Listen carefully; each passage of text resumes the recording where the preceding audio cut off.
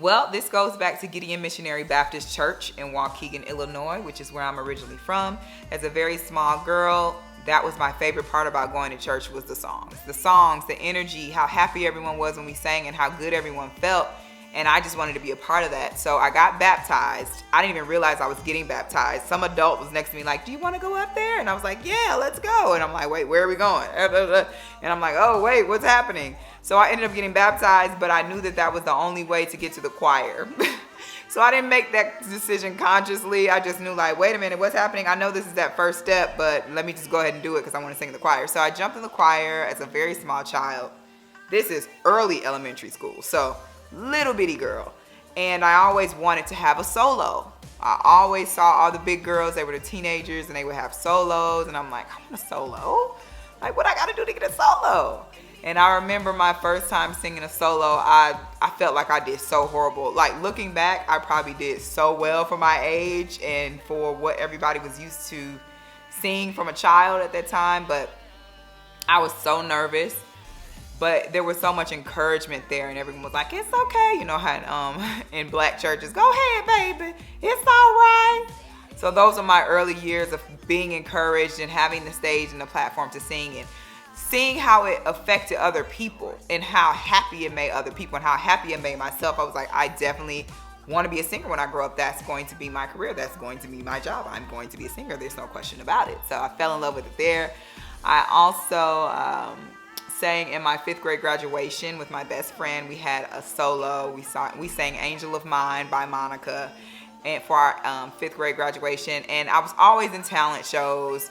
My older sister sang as well. She really got me involved in singing, and she created looks and costumes and themes for us, and she's still very, very talented in that realm.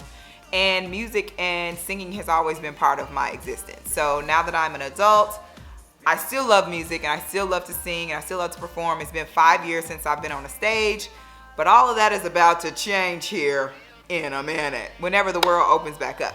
But that is when I fell in love with music.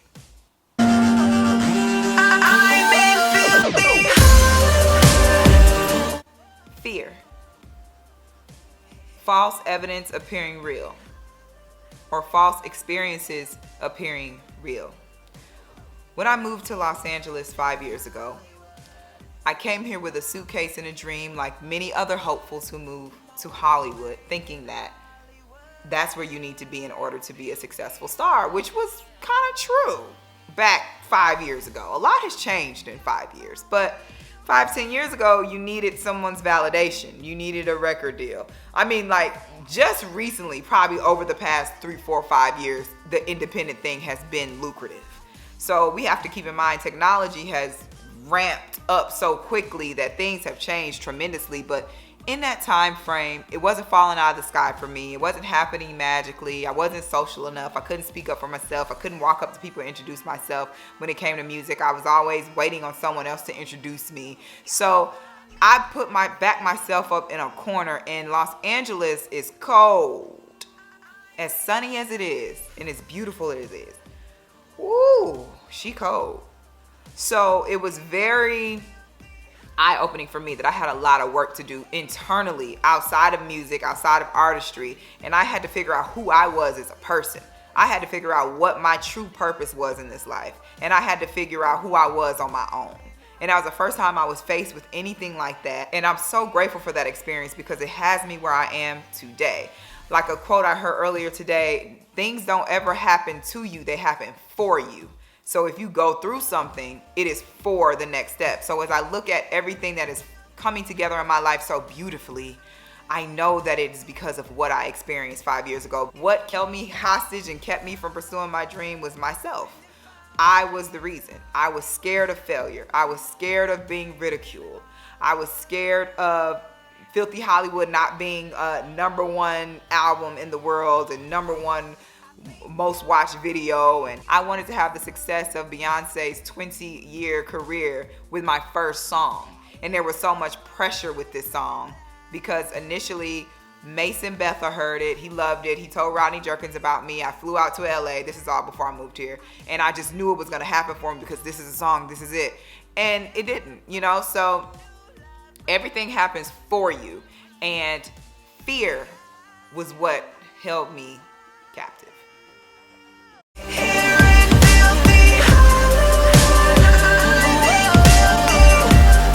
What helped me get to the point where I am now releasing this music that I've held onto for so long is a number of things. I'll start with therapy. When you go into depression and anxiety and you're locked in with fear, like fear has you in a chokehold, you need professional help. Rarely do people get out of that by themselves. When you're really deep in it, especially if you're a passionate person, especially if you're an artist or someone who just has this big vision for their life or really wants to find their purpose, therapy is the answer. So I encourage anyone out there right now, if you're battling, if it's a constant battle within you, there's a place that you can go that is safe where you can let all of that out. And that professional can help you organize it, because that's really what it's about. All those things are going to be there. We're never going to get rid of these voices. We'll never get rid of the impulses. Whatever your issue is will always be there. But now you'll be able to understand what your issue is. You can manage it, compartmentalize it, and put it in its place. So I'm going to say that therapy was the instrumental component for me jumping out there and doing it, because every time we talked about singing is when I cried in my therapy sessions. We talked about everything else, hurtful stuff, deep stuff. But when it came to music, I couldn't even speak. I would get choked up. And my doctor realized that was the missing component. Fear choked it out. It was hard for me to even talk about it. When I first started with my vocal lessons, you can ask my vocal coach, Dallas. Shout out to Dallas forever on Instagram. He is the vocal god for Vocal Hub. And Dallas sat there with me. I cried. Like when it was time to break through certain notes and reach for certain peaks, things I used to do naturally with no problem were very tough for me. But I got in therapy. I worked out my depression and anxiety. I got in vocal lessons. I sang past the pain. And it all started to come back. And I'm here now with a new EP, Filthy Hollywood, on all streaming platforms. Enjoy.